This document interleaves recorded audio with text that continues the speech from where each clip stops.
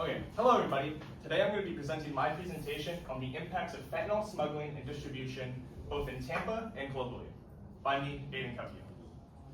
My presentation overview is I'm going to be going over the problem, my issue statement, why this is a political issue, the local impact, the global impact, my solutions, and why my solutions are feasible, then my conclusion and sources.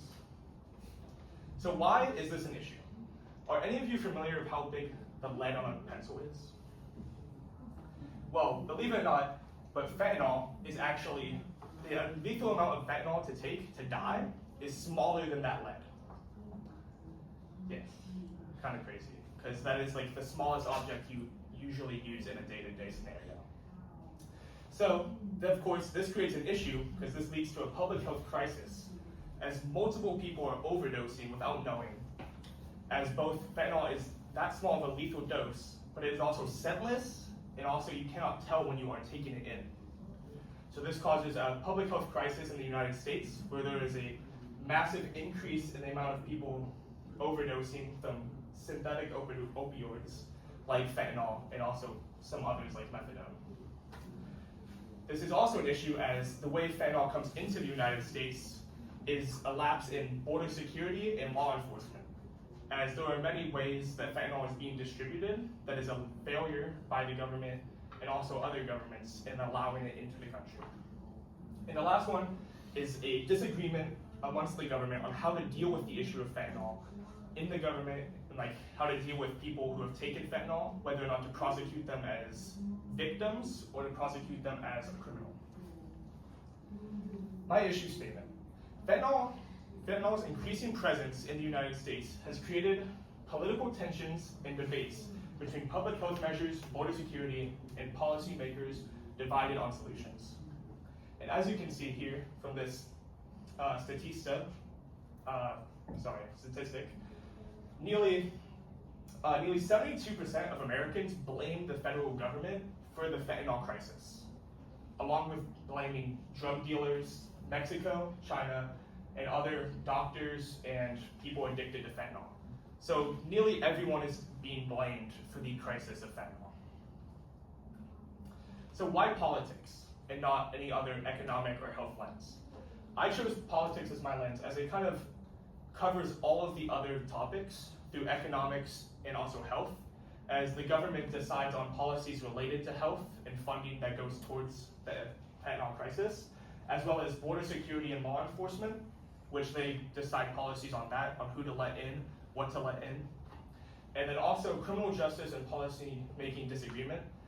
As there's more disagreement in policy making in the legislative branch, there is more legislative inefficiency, which is then leading to slower times of making policy and creating solutions to issues at hand. And as you can see here from a Fox News poll, which is a pretty reputable source when it comes to polling and other topics, you can see that nearly 45% of both Democrats and Republicans believe that they would do a better job with the opioid crisis. So it's pretty split between both parties on who would be doing the better job.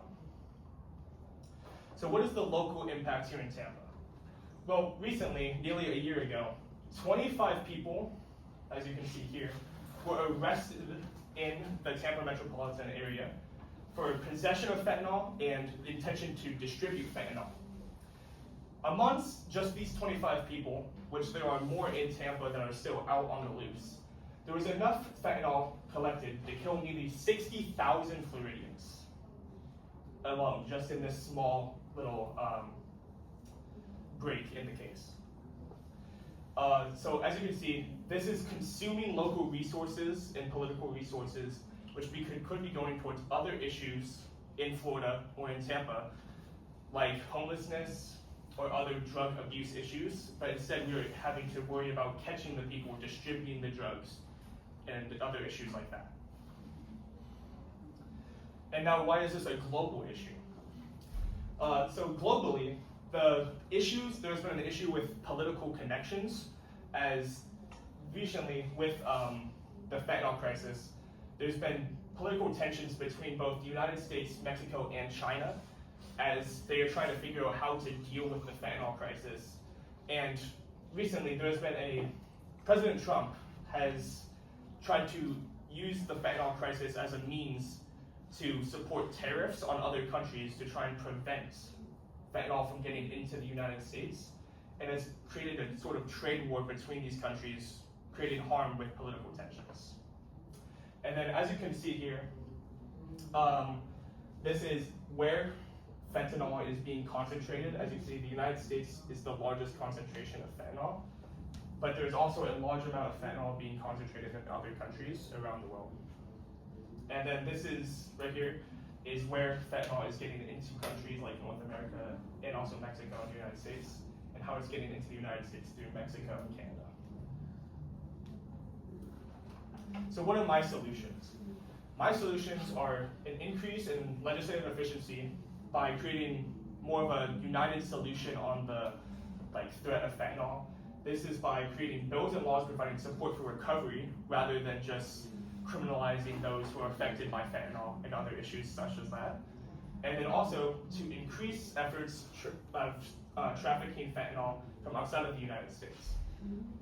This would be by creating global task force between countries that kind of come together to try and stop the issue of fentanyl and how it's affecting all of the countries combined. So what is my feasibility?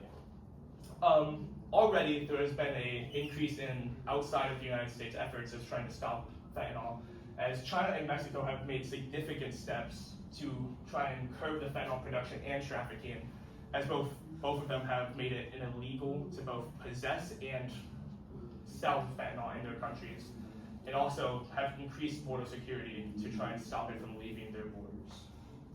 And then locally, the feasibility of my solution is California has created an opioid overdose surveillance dashboard, which is basically a fancy way of saying they have a group of people who are trying to help people who have overdosed or just have an issue with addiction on fentanyl. And they are trying to help the people who are addicted and have the issue of fentanyl in their lives, instead of just criminalizing them and punishing them.